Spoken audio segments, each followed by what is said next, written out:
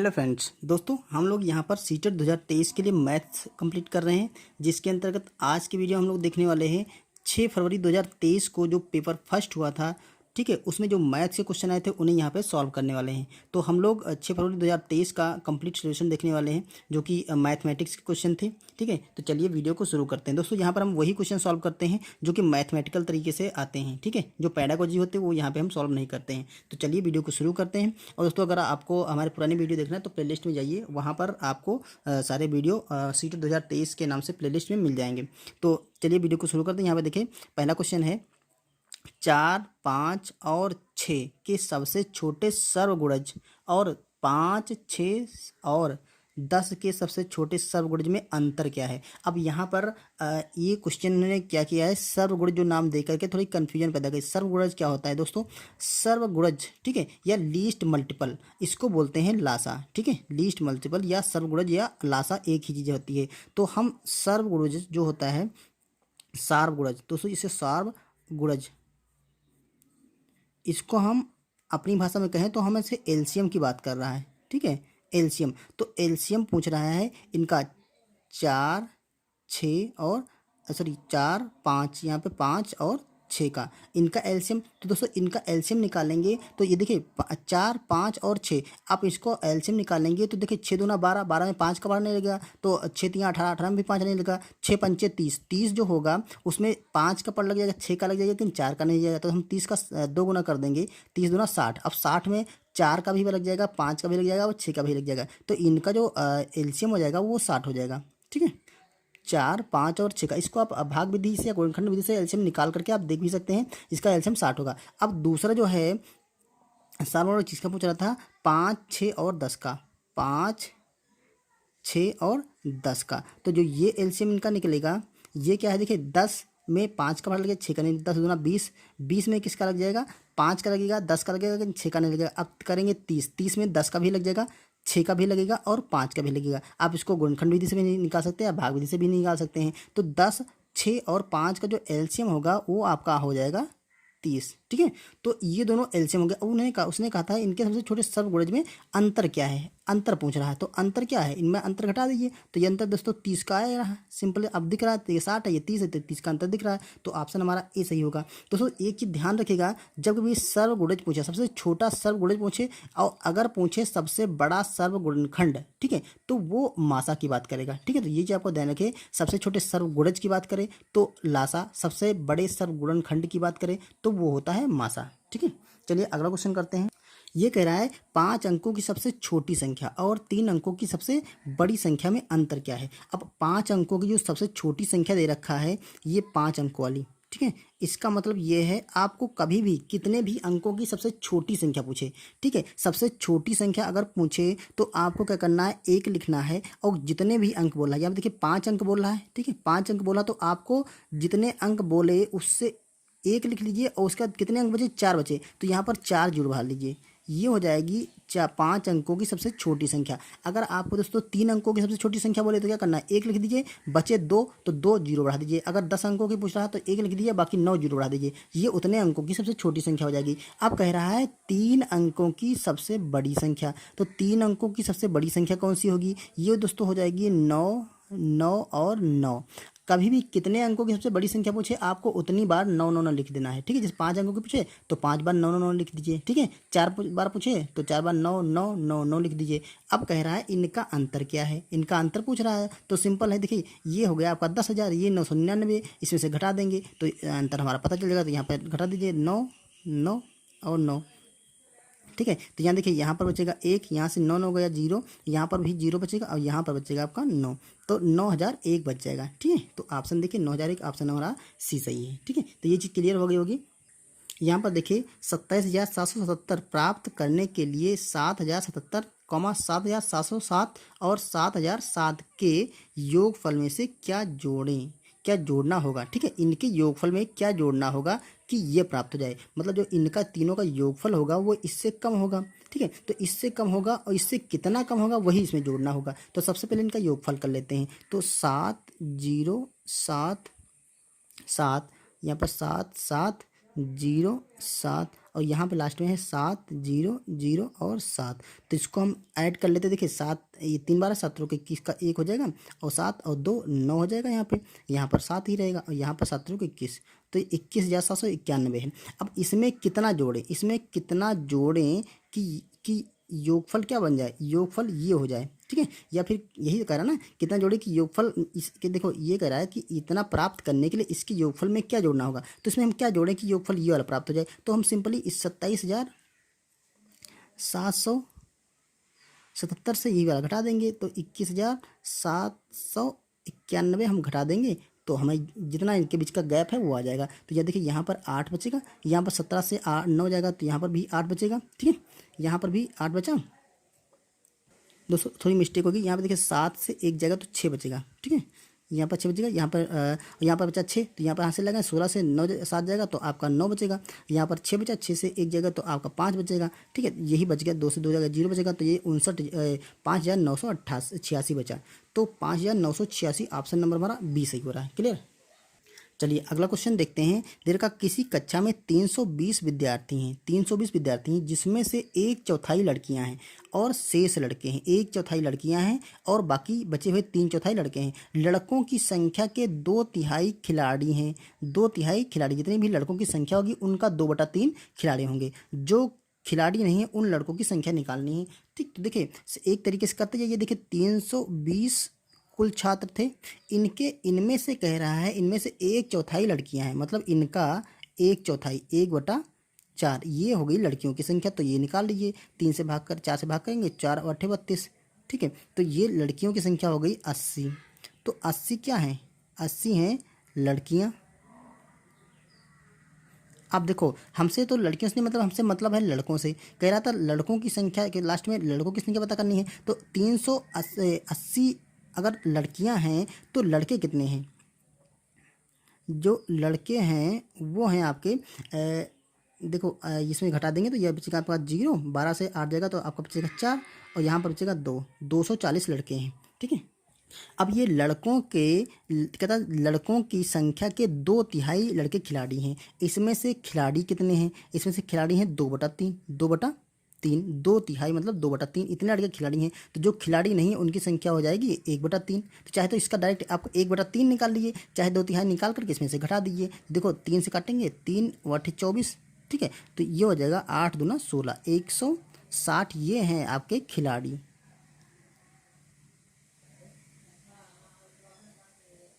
ये लड़के खिलाड़ी हैं। तो जो खिलाड़ी नहीं हैं वो कितने हो जाएंगे, इसमें से 160 घटा दीजिए, तो ये देखिए 0 बचेगा।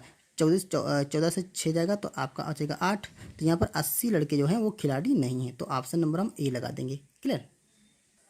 देखिए यहाँ कह रहा है एक बाल्टी के 2/7 भाग पानी है। कोई बाल्टी जिसमें 2/7 भाग तक पानी भरा है। बाल्टी को ऊपर तक पानी भरने के लिए 15 लीटर पानी की आवश्यकता है। बाल्टी की धारता क्या है। अब कोई बाल्टी थी जिसमें 2/7 भाग तक पानी भरा, मान लीजिए ये कोई बाल्टी है, ऐसे करके इसमें 2/7 भाग पानी, अगर इसके 7 भाग हैं, ऐसे समझिए 7 भाग हैं, इसके बना लीजिए कितने होंगे, 1 2 3 4 5 6, और एक भाग और ऊपर कर लीजिए। देखो ये 7 भाग हो गए, 7 भाग पानी है। 7 भाग मतलब बाल्टी के हैं, उसमें से 2 भाग पानी है, मतलब इतना पानी है, ये 2 भाग हैं, ये पानी है। तो जो पानी नहीं है वो कितने हैं, 5 भाग, ठीक है। तो जो पानी है वो 2/7 भाग है, जो पानी नहीं है 5/7 भाग है, ठीक है। अब उसने कहा है ऊपर तक भरने के लिए 15 लीटर पानी की आवश्यकता होगी, ठीक है। तो अगर देखिए बाल्टी की धारता x मान लीजिए, x धारता है, तो जिसमें से जितना पानी भरना है, मतलब जितना बाल्टी खाली है वो है आपका 5x/7, ठीक है। 5x/7 मतलब 5 भाग खाली है 7 में से, ठीक। तो 5x/7 इतना बाल्टी में पानी खाली है, इतना पानी और आ जाएगा, ये खाली मात्रा है ना। तो यही मान उन्होंने दे रखा है कि 15 है, 15 लीटर है, ठीक है। ये मान 15 लीटर है, और बाल्टी की धारता है वो x है।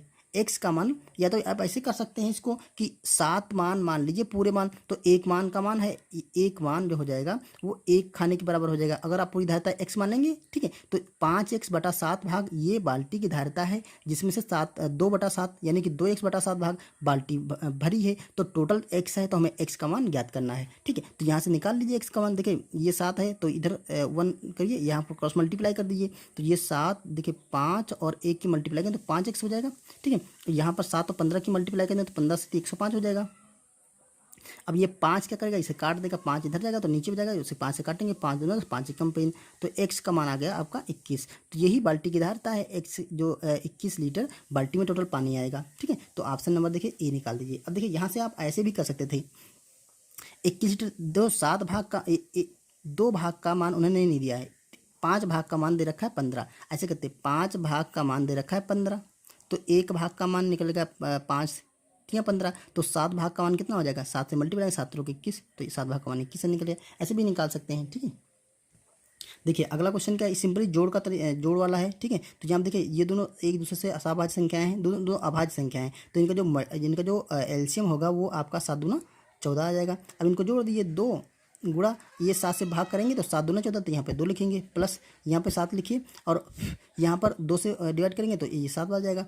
ठीक है, अब देखो इसे दिए हो गया 2 दूना 4 प्लस 7 3 49, और नीचे क्या आएगा आप 14 आ गया। अब इसको जोड़ लीजिए, तो देखिए 9 और 4 13 का 3 हाथ से लगेगा आपका 1, तो 4 और 1 5, तो ये हो गया आपका 53/14। अब आंसर तुम्हारा सारा मिक्स फ्रैक्शन में दे रखा, तो इसको मिक्स फ्रैक्शन बना लीजिए। तो 14 से जब भाग करेंगे तो 14 3 42, 14 चौको 56 ज़्यादा हो जाएगा, 14 3 42, 3 बार लगेगा, तो यहाँ पर बराबर लिखिए 3। ठीक है, और बचेगा कितना, 42, 10 52 और 1 53, यानी कि 11 बचा, तो यहाँ पर आप 11 लिख दीजिए, यहाँ पर आप 14 कर देंगे, तो 3 से ही 11/14, ऑप्शन नंबर हमारा 3 सही होगा। ओके दोस्तों, अगला क्वेश्चन जो दिया है वो ऐसा था कि एक 90 सेंटीमीटर लंबी तार को मोड़कर एक आयत का रूप दिया गया है। यदि आयत की चौड़ाई 15 सेंटीमीटर है तो आयत का क्षेत्रफल, तो इसका क्षेत्रफल निकालना है। 90 सेंटीमीटर लंबी तार है, ठीक है, तो तार को जब मोड़ा जाएगा, आयत का रूप देंगे, तो वो एक उसका जो परिमाप होगा आयत का वो 90 सेंटीमीटर होगा। ठीक है, तो ये देखिए ये मान लेते हैं बना है आयत, तार को मोड़ा गया, एक आयत बनाया गया है। ठीक है, तो इसकी जो ये लंबाई है, ये तार है, तो ये कितनी हो जाएगी, ये 90 सेंटीमीटर आपकी दे रखी थी। उन्होंने कहा आयत, इसका आयत की चौड़ाई, अब ये चौड़ाई जो है इसकी 15 सेंटीमीटर है, तो लंबाई को मान लेते हैं हम L। ठीक है, तो परिमाप क्या होता है, जो परिमाप होता है इस इनके क्वेश्चन के अकॉर्डिंग परिमाप दे रखा है 90 सेंटीमीटर। ठीक है, तो परिमाप का फॉर्मूला होता है 2 गुणे लंबाई प्लस चौड़ाई। अब चौड़ाई की जगह उन्होंने 15 दे रखा, तो 15 रख देंगे, बराबर ये है आपका 90, 2 से काटेंगे, 2 से इसे कट जाएगा, तो ये आ गया आपका 45, तो L प्लस 15 बराबर 45, तो L का मान यहाँ पर क्या आ जाएगा, ये 15 45 से घट जाएगा, तो बचेगा आपका 30। L का मान जैसे ही आपका 30 निकला, अब पूछ रहा है L देखो 30 है और B है 15, तो पूछ रहा है इसका क्षेत्रफल क्या होगा। अब आयत का जो क्षेत्रफल होता है दोस्तों वो लंबाई गुणे चौड़ाई होता है, तो लंबाई है आपकी 30, चौड़ाई है आपकी 15, मल्टीप्लाई कर दे 15 से 45, यानी कि 450 सेंटीमीटर स्क्वायर आ जाएगा। ठीक है, यही हमारा इस क्वेश्चन का आंसर हो जाएगा। 450 देखो ऑप्शन किस में दे रखा, ऑप्शन नंबर बी दे रखा है, 450 सेंटीमीटर स्क्वायर। क्लियर, यहाँ पर देखिए दे रखा है 4 और 2/3 समकोणों में डिग्रियों की संख्या 395 से कितनी अधिक है। जब तो 4 और 2/3 समकोण में डिग्रियों की संख्या, डिग्री मतलब अंश। ठीक है, अब यहाँ पर समकोण पता होना चाहिए, समकोण कितने अंश का होता है, 90 अंश का, तो 4 और 2/3। ठीक है, तो 4 समकोण होंगे, तो 4 गुणे समकोण का मान कितना होता है 90 अंश प्लस 2/3, अब 2/3 ये गुणे 90 अंश, क्योंकि देखो 4 समकोण और 2/3, 4 और 2/3 समकोण में, तो 4 ये हो गए और 2/3 ये हो गए। अब इसको देख लीजिए कितना बनेगा, ये 4 9 36, ये बनेगा आपका 360 प्लस 3 से काटेंगे, ये 30 बार जाएगा, तो 30 दूना ये हो जाएगा 60, तो ये टोटल बन गया आपका 60। देखिए 0 और 6 6 12 का 2, और ये हो गया 420 अंश, ये 420 डिग्री बनेगा 4 और 2/3 समकोण में। तो कह रहा है कि संख्या 395 से कितनी अधिक है, तो इसमें से 395 हम 395 से ये कितनी अधिक है, देख लीजिए 95 5 और 25 अधिक है, तो या तो चाहे तो 420 से 395 घटा दीजिए, तो आपका जो आएगा वो 25 अंश आ जाएगा। ठीक है, 25 डिग्री, तो ऑप्शन देखिए, ऑप्शन नंबर हमारा डी सही हो रहा है। क्लियर, चलिए नेक्स्ट क्वेश्चन देख लेते हैं। यह देखा निम्न गुणों वाली आकृति पहचानिए। अब आकृति कौन सी है, देखिए इसकी चार भुजाएं हैं, तो चार भुजाएं किस में होती है, चतुर्भुज में होती है, वर्ग, आयत या समचतुर्भुज या समांतर चतुर्भुज, ठीक है। यह एक बंद आकृति, ये भी चार भुजाओं वाली हो जाएगी, ठीक है। अब देखा इसकी सम्मुख भुजाएं बराबर हैं। अब सम्मुख भुजाएं बराबर किसमें होती हैं, एक तो आपकी वर्ग में होती है, दूसरा आयत में होती है, तीसरा समचतुर्भुज में होती है, दूसरा चौथा समांतर चतुर्भुज में होती है। ये चारों में सम्मुख भुजाएं। तो अभी से यहाँ से सिर्फ इतना निकल रहा है कि या तो आयत होगा, या तो वर्ग होगा, या तो सम होगा, या समांतर चतुर्भुज होगा। अब इसमें कह रहा सभी कोण 90 अंश के होते हैं। अब सभी कोण 90 अंश के कौन कौन से होते हैं, देखिए जो एक आपका वर्ग होता है, वर्ग के सारे कोण आपके होते हैं समकोण यानी कि 90 अंश के। दूसरा होता है आपका आयत, ठीक है, तो आयत के सारे भी कोण होते हैं 90 अंश के, ये सारे कोण 90 अंश के होते हैं, ठीक है। ये सारी कंडीशन आयत वर्ग दोनों में मिल रही है कि चारों भुजाएं होती हैं, चारों बंद, ये बंद आकर चारों तरफ कहीं से खुला नहीं है, ठीक है। इसकी समूह भुजाएं बराबर, ये वाले इसके बराबर, ये वाले इसके बराबर, ये वाले इसके बराबर, ये वाले इसके बराबर। अब हमें पहुंचाना है इनमें से कौन सा, इसके सभी कोण 90 अंश के। अब देखिए जो ऑप्शन दे रखिए, यह केवल आयत है, केवल आयत है, हो सकता है, केवल वर्ग है, हो सकता है आयत वर्ग दोनों है, या समचतुर्भुज, तो ये समचतुर्भुज तो नहीं है। अब देखो इसने कहा है यहाँ 3 ऑप्शनों में कन्फ्यूजन पैदा होगी।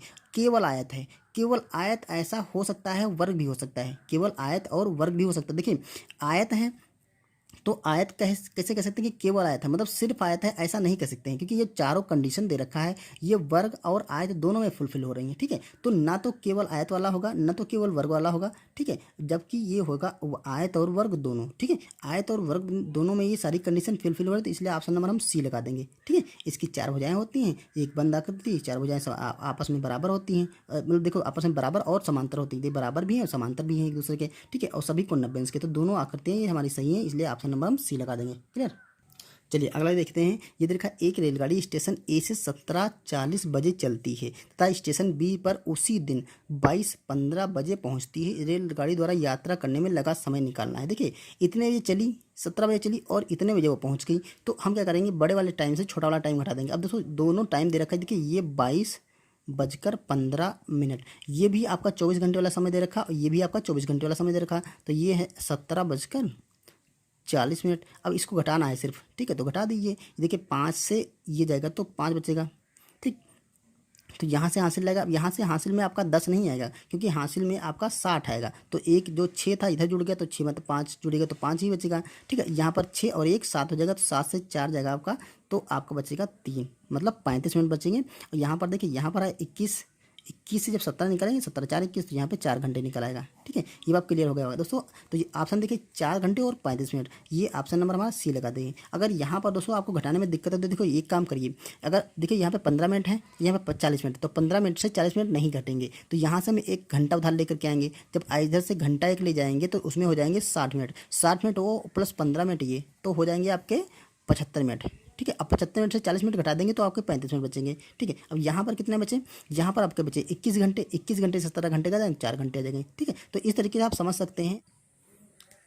चलिए दोस्तों अगला क्वेश्चन करते हैं। दोस्तों इस क्वेश्चन को कर रहे थे तो हमारा जो कैमरा ऑफ हो गया था, ठीक है, तो हमने यहाँ पर लिख दिया, हमें समझ नहीं आया, तो चलिए इसको हम दोबारा से समझा देते हैं। देखिए कह रहा था निम्न पैटर्न का अध्ययन कीजिए, तो अध्ययन किया हमने 1 बराबर 1, यहाँ पर देखिए 3 और 5 है बराबर 8, यहाँ पर 7 9 11 बराबर 27, यहाँ पर 13 15 17 19 बराबर 64, यहाँ पर आगे लिखना था ये संख्या, ये देखिए यह स्पेस छोटा था, ठीक है, तो हमने यहाँ पे लिख दिया। अभी आपको बताएंगे अगली पंक्ति में दाएं पक्ष में संख्या क्या होगी, यहाँ पर जो संख्या आने वाली है वो क्या होगी, हमने यहाँ पे इसको मतलब काट दिया है। अब बताएंगे आपको कैसे संख्या आनी। देखिए तो यहाँ पैटर्न क्या चल रहा है, 1 बराबर 1, यहाँ पर 2 और, तो देखिए एक भी विषम संख्या, सर ये विषम संख्या चल रही है, 1 के बाद 2 2 तो नहीं है, 3 आएगी, 3 5, फिर 5 के बाद 7 9 11 13 15 17 19, फिर आएगा आपका 21, देखिए 21 आएगा और 23 आएगा, 25 आएगा, 27 आएगा और 31 आएगा। अब 31 तक ही क्यों लिया, देखिए यहाँ पर 1 आया था, यहाँ पर 2 संख्याएं, यहाँ पर 3 संख्याएं, यहाँ पर 4 संख्याएं आ गई, यहाँ पर कितनी आएंगी 5, तो यहाँ पर टोटल 5 संख्या आने वाली हैं, ठीक है, तो ये 5 संख्या आएंगी। अब इधर कैसे संख्या आती है, देखिए 1 का यहाँ पर जो भी जितनी भी संख्याएं हैं उनका क्यूब किया गया है, 1 का क्यूब करेंगे तो हो जाएगा आपका, यहाँ पर घात 3 करेंगे तो 1 ही रहेगा। यहाँ पर देखिए 2 संख्याएं तो 2 की पावर 3 करेंगे तो आपका 8 बन गया। यहाँ पर 1 2 3 संख्याएं हैं तो 3 की पावर 3 करेंगे तो 3 3 आना तो 27 आएगा। यहाँ पर 1 2 3 4 संख्याएं तो 4 चक्कू 16 चक्कू 64, ये 64 निकला। तो यहाँ पर 5 संख्याएं हैं, अब तो 5 का क्यूब करेंगे तो यहाँ पर 5 का क्यूब करेंगे तो 5 25 25 पंचे 125, तो ये 125 बनेगा। तो ऑप्शन नंबर हम सी लगा देंगे। ओके, तो दोस्तों ये था सीटेट 6 फरवरी 2023 का फर्स्ट पेपर, जिसका मैंने यहाँ पे मैथ के क्वेश्चनों को सॉल्व किया। उम्मीद है आपको वीडियो पसंद आया है। अगर पसंद आया तो इसे लाइक कर दीजिए। चैनल पर नए आए हैं तो सब्सक्राइब कर लीजिए। ठीक है, चलिए मिलते हैं नेक्स्ट पेपर में। तब तक के लिए थैंक यू।